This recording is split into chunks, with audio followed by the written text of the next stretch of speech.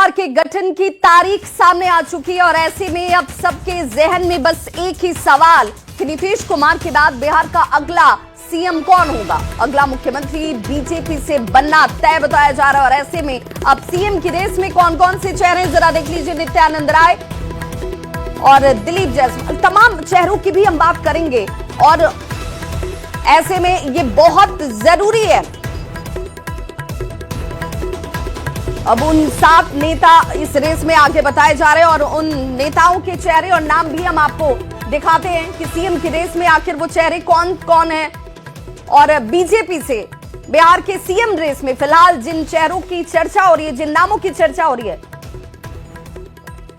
उन तमाम चेहरों की भी बात हम करेंगे। और जरा उन चेहरों पर एक बार नजर आप भी डालिए। सम्राट चौधरी जो सबसे आगे बताए जाते हैं, रेणु देवी, संजीव चौरसिया, और सिर्फ यही नाम नहीं है, देखिए जनक राम का नाम भी इसमें आगे बताया जा रहा है, नित्यानंद राय, दिलीप जायसवाल, विजय सिन्हा जो कि डिप्टी सीएम है इस वक्त मौजूदा सरकार में, सम्राट चौधरी डिप्टी सीएम है और इनको लेकर सबसे ज्यादा चर्चाएं रही। रेणु देवी, संजीव चौरसिया, जनक राम, नित्यानंद राय, ये वो तमाम चेहरे और नाम हैं जिनको लेकर बताया जा रहा है कि इस वक्त ये चेहरे मुख्यमंत्री के लिए प्रबल दावेदारों में से नजर आते हैं। हालांकि बीजेपी को लेकर यह कहा जाता है हमेशा से कि चौंकाने वाले नाम सामने आ जाते हैं, लेकिन क्या यहां कोई बीजेपी एक्सपेरिमेंट करना चाहेगी या सम्राट चौधरी जो इस वक्त सबसे ज्यादा प्रबल दावेदार के तौर पर दिखते हैं, मुख्यमंत्री नीतीश कुमार के बहुत करीब दिखाई देते हैं, उसे लेकर यह बार बार कहा जा रहा है कि संभवतः कि आखिर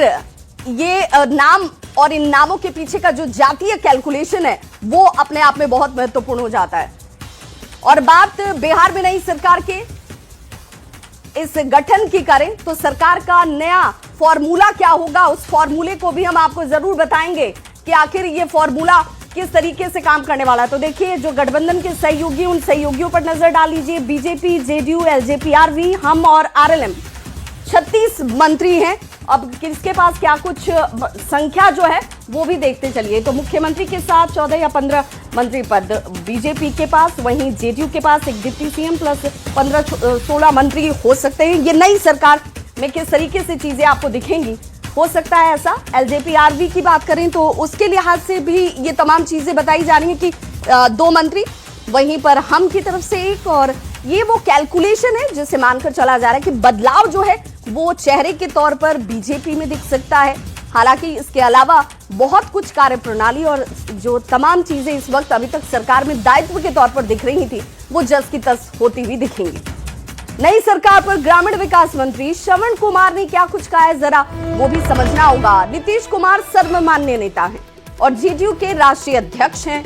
निशांत कुमार की एंट्री पर उन्होंने जरूर कहा कि उन्हें बड़ी जवाबदेही देनी चाहिए, ये उनकी इच्छा है। आगे जो भी घटनाक्रम होना है उसे बड़े नेता मिल बैठकर तय करेंगे और इसमें नीतीश कुमार की भूमिका सबसे बड़ी होगी। शपथ ग्रहण की तैयारी सारी तो राज्यसभा के द्वारा किया जाता है और राज्यसभा में उनका शपथ ग्रहण होगा। शपथ ग्रहण के बाद हम लोग मिलेंगे क्योंकि हम लोग के सर्वमान्य नेता हैं, राष्ट्रीय हमारे अध्यक्ष भी हैं, तो हम लोग उनसे शपथ ग्रहण के बाद मिलेंगे, उनसे आशीर्वाद हम लोग प्राप्त करेंगे। इसके बारे में कहना तो बहुत कोई डेट बताना बहुत मुनासिब नहीं होगा, लेकिन जब नीतीश कुमार जी मुख्यमंत्री पद से त्याग पत्र देंगे तभी ये प्रक्रिया आगे बढ़ेगी। तो अभी तो वो हैं, राज्यसभा में शपथ लेंगे तब भी रहेंगे, आगे 6 महीना तक भी रह सकते हैं, जो संविधान में प्रोविजन है, नियम है। कार्यकर्ताओं ने, नेताओं ने उनको पार्टी में लाने का के लिए प्रयास किया, काम किया, आज पार्टी में आ गए हैं, तो निश्चित रूप से जवाबदेही उनको मिलना चाहिए। लेकिन ये सारा काम तो बड़े नेता मिल बैठ कर के तय करेंगे कि कौन सी जवाबदेही उनको मिलना चाहिए। तो बड़े नेता के हाथ में ये सारी चीज़ है, लेकिन नीतीश कुमार जी की भूमिका भी इसमें अहम होगी। देखिए पढ़े लिखे हैं, जगह तो मिलना ही चाहिए, सब कुछ है, उसके अंदर टैलेंट है, उसकी समझ अच्छी है, सब कुछ अच्छा है, जवाबदेही तो मिलना चाहिए, बड़ी जवाबदेही ही मिलना चाहिए। लेकिन ये सारा चीज बड़े नेता एनडीए के तय करेंगे। कुमार कल दोपहर राज्यसभा में सदस्य के तौर पर शपथ लेने वाले हैं और इसके लिए वे आज ही दिल्ली पहुंच रहे हैं। लेकिन बिहार से जो बाकी और भी नेता राज्यसभा के लिए निर्वाचित हुए हैं वे कल नहीं बल्कि 16 अप्रैल को शपथ लेंगे।